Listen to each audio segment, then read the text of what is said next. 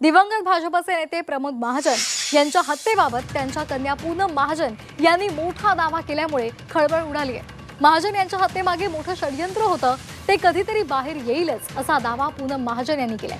महाजन यांच्या हत्येनंतर जवळजवळ 2 दशकांनंतर पहिल्यांदाच कुटुंबातील सदस्य सविस्तरपणे बोलले आहेत। महाजन यांच्या सख्या भावानं 2006 मध्ये त्यांच्यावर गोळ्या झाडून हत्या केली होती।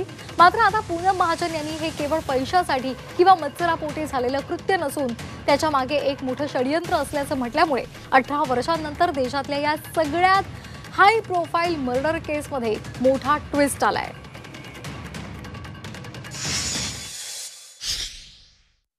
हे सगळं घडलं ते घरात घडलं, म्हणजे गोळ्या झाडल्या गेल्या सख्या भावाने सख्या भावावरती, त्यामुळे त्याची त्या काळात अधिक चर्चा झाली। तर ते किती ट्रॉमॅटिक होतं, कारण सख्खा काका आपल्याच वडिलांवरती गोळ्या घालतो। कोणी झाडली गोळी काय, ह्याच्या मागे ती गोळी फक्त एका माणसाच्या रागाची आणि मत्सराची नव्हती।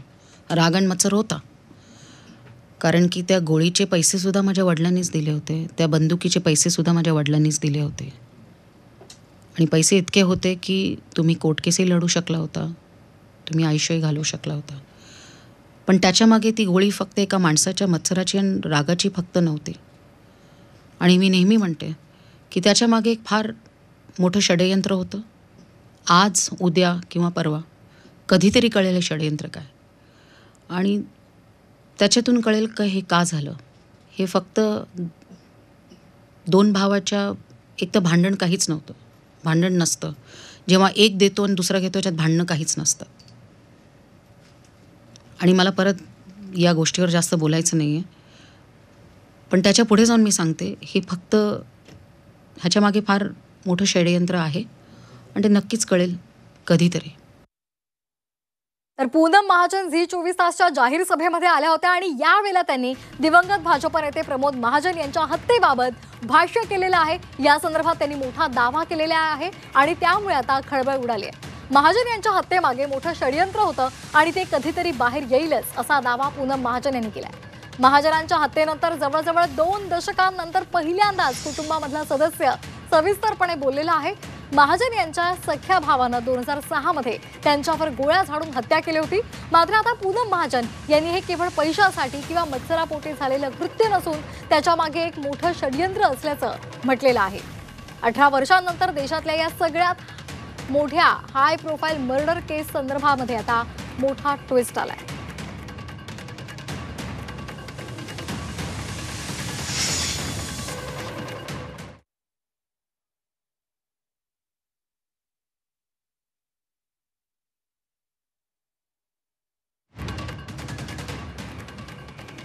तर या हत्येमागे केवळ कौटुंबिक कारण नव्हतं किंवा केवळ मत्सरापोटी रागापोटी झालेली ही हत्या नव्हती, यामागे एक मोठं षडयंत्र होतं असा मोठा दावा प्रमोद महाजन यांच्या कन्या पूनम महाजन यांनी केलेला आहे। झी 24 तासच्या जाहीर सभेत त्या आल्या होत्या आणि यावेळेला त्यांनी हा खळबळजनक दावा केलेला आहे। 18 वर्षांनंतर देशातल्या या सगळ्यात हाय प्रोफाईल मर्डर केसमध्ये त्यामुळे मोठा ट्विस्ट आलेला आहे। हत्या पैशांसाठी किंवा मत्सरापोटी झालेली नाही असं पूनम महाजन यांनी म्हटलेलं आहे। या हत्येमागे कौटुंबिक कारण सुद्धा नव्हतं असंही त्यांनी स्पष्ट केलेलं आहे। हे सगळं घडलं ते घरात घडलं, म्हणजे गोळ्या झाडल्या गेल्या सख्या भावाने सख्या भावावरती, त्यामुळे त्याची त्या काळात अधिक चर्चा झाली। तर ते किती ट्रॉमॅटिक होतं, कारण सख्खा काका आपल्याच वडिलांवरती गोळ्या घालतो। कोणी झाडली गोळी काय, ह्याच्या मागे ती गोळी फक्त एका माणसाच्या रागाची आणि मत्सराची नव्हती। राग आणि मत्सर होता, कारण की त्या गोळीचे पैसेसुद्धा माझ्या वडिलांनीच दिले होते, त्या बंदुकीचे पैसेसुद्धा माझ्या वडिलांनीच दिले होते। आणि पैसे इतके होते की तुम्ही कोर्ट केसही लढू शकला होता, तुम्ही आयुष्यही घालवू शकला होता। पण त्याच्यामागे ती गोळी फक्त एका माणसाच्या मत्सराची आणि रागाची फक्त नव्हती। आणि मी नेहमी म्हणते की त्याच्यामागे एक फार मोठं षडयंत्र होतं। आज उद्या किंवा परवा कधीतरी कळेल हे षडयंत्र काय, आणि त्याच्यातून कळेल का हे का झालं। हे फक्त 2 भावाच्या एक तर भांडण काहीच नव्हतं, भांडण नसतं। जेव्हा एक देतो आणि दुसरा घेतो त्याच्यात भांडणं काहीच नसतं। आणि मला परत या गोष्टीवर जास्त बोलायचं नाही आहे. पण त्याच्या पुढे जाऊन मी सांगते, हे फक्त ह्याच्यामागे फार मोठं षडयंत्र आहे आणि ते नक्कीच कळेल कधीतरी. तर ही हत्या पैशांसाठी किंवा रागामधून किंवा मत्सरापोटी झालेली नव्हती. 2006 मध्ये प्रमोद महाजन यांची सख्या भावानं हत्या केलेली होती. गोळ्या झाडून ही हत्या झाली होती. मात्र आता पूनम महाजन यांनी या संदर्भात खळबळजनक दावा केलेला आहे. दरम्यान प्रमोद महाजन यांच्या हत्येच्या दिवशी नेमकं काय घडलेलं होतं त्याचा घटनाक्रम पाहूयात ग्राफिक्सच्या माध्यमातून. 22 एप्रिल 2006 रोजी शनिवार होता. प्रमोद महाजन वरळीच्या पूर्णा इमारतीमधल्या घरी होते. त्या सकाळी राजकीय भेटीगाठींचा कार्यक्रम नव्हता. प्रमोद महाजन सकाळी 7:30 वाजता पेपर वाचत बसले होते. त्यावेळीच घराची डोरबेल वाजली. प्रवीण महाजन सकाळीच घरी आले होते. प्रवीण महाजन एरवी घरी येत नव्हते. तू इथे कसा असा प्रश्न प्रमोद महाजनांनी प्रवीणला विचारला.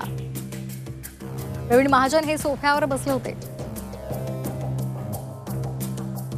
प्रवीण महाजनांनी प्रमोद महाजनांसोबत वाद घालायला सुरुवात केली.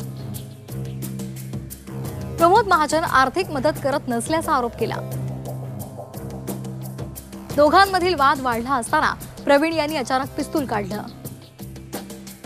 पिस्तूलमधून प्रमोद महाजनांवर 3 गोळ्या झाडल्या. चौथी गोळी झाडण्याचा प्रयत्न केला पण पिस्तूल लॉक झालं. तिथून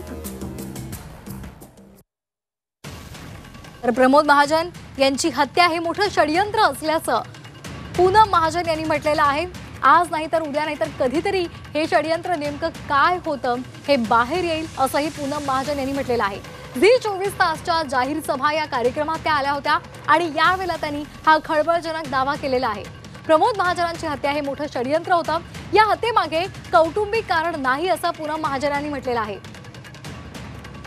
आणि या संदर्भात बोलण्यासाठी आपल्या फोनच्या माध्यमातून जोडले गेलेले आहेत कमलेश सुधार सर, जे संपादक आहेत. कमलेश सर, काल जाहीर सभेमध्ये पूनम महाजन स्वतः आल्या होत्या आणि प्रमोद महाजनांची हत्या हे मोठं षडयंत्र असल्याचं त्यांनी म्हटलेलं आहे. आज नाही तर उद्या नाही तर कधीतरी हे षडयंत्र बाहेर येईल असं त्यांनी म्हटलेलं आहे.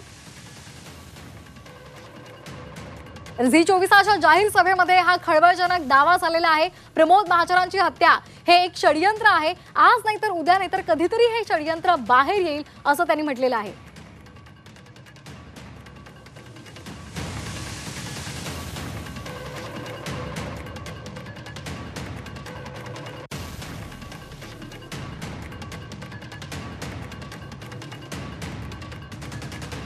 तर पूनम महाजन यांनी मोठं विधान केलेलं आहे, मोठा दावा केलेला आहे. पैशांसाठी किंवा मत्सरापोटी ही हत्या झालेली नाही किंवा या हत्येमागे कौटुंबिक कारण सुद्धा नाही असंही पूनम महाजनांनी म्हटलेलं आहे. झी 24 तासच्या जाहीर सभेमध्ये त्या आल्या होत्या आणि यावेळेला त्यांनी हे खळबळजनक दावा केलेला आहे.